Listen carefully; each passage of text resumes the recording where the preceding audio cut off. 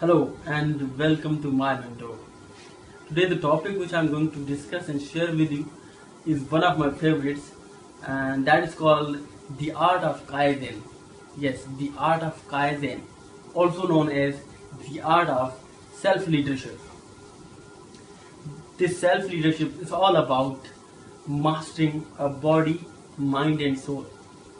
Yes, we know that self-mastery is the DNA of life mastery.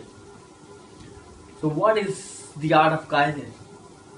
The word Kaizen is a Japanese word which means constant and never-ending improvement. Yes. So this philosophy basically states or tells us or teaches us that in order to improve our outer world, or if you want to get success in the world, we must improve our inner world first, and that is called self-improvement. For example, according to this philosophy, how could possibly somebody lead others if he cannot lead himself? Or how could possibly somebody do good to others if he does not feel good himself? Right? So it's very important to feel good, and then you can shape your outer world. So how can you learn this philosophy? This philosophy basically proposes 10 rituals, or you can call it 10 habits, which we must cultivate and develop in order to have a constant and never ending improvement of body, mind and soul. Why we call it rituals? Because we have to do it regularly at the same time as to make it our habit, right? And that is why it's called ritual. So there are 10 rituals. So number one is the ritual of solitude.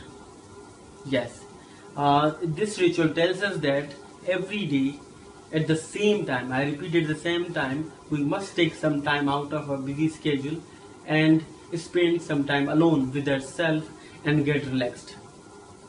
Yes, this period, this time spent alone with ourselves is called the period of peace and self-renewal. Yes, through this this solitude, this ritual of solitude, we can have sense of well-being, abundance of knowledge, or you can call it intelligence, and inner and mental peace. So it's very important to spend some time alone with yourself and get relaxed. So number two is the ritual of physicality. Like the previous one, it also tells us that we must take some time every single day to nourish our body through some sort of exercising. This exercising can be yoga, aerobic, weightlifting, jogging or playing any sports, or even long walk can help us to rejuvenate and stay fit. Because as we train our body, we train our mind, and we know that it's for a healthy mind, it's very important to have a healthy body.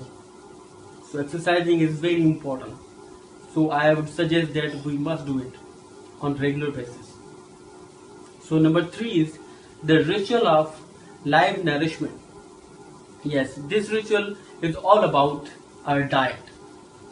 Yes, this ritual tells us that we must have a proper and fresh diet in our diet plan, because as we nourish our body, we nourish our mind. This philosophy tells us that a poor or junk food, has so many alarming effects on our body and mind. It affects your mood, affects your behavior, affects your attitude, even hampers the clarity of our mind. And apart from these, it also brings and invites so much diseases, so many diseases, and our body becomes prone to so many diseases like obesity, sugar, and high blood pressure, etc. So, to live a long and healthy life, we must try to eat and have a good diet and fresh diet, and try to minimize and avoid junk food as much as possible. So must eat a fresh and healthy food. For example, fruits, vegetables, etc. Okay. So number four is the ritual of abundant knowledge. We know that knowledge is power, right?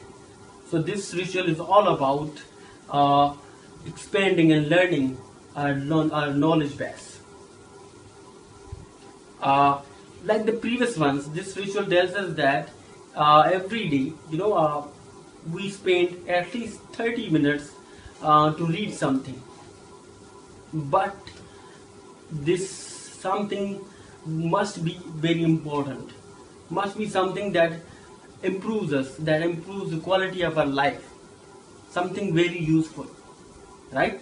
So must read something which is very useful. This philosophy tells us that books actually don't teach us something new, but help us to explore and see what is within ourselves, and that is called, my friend, enlightenment. So this ritual is all about learning and expanding our knowledge base, and learning and expanding new ideas, and exploring new ideas and information out there, right? So it's highly recommended that you must read at least 30 minutes daily. So number fifth is the ritual of self-reflection.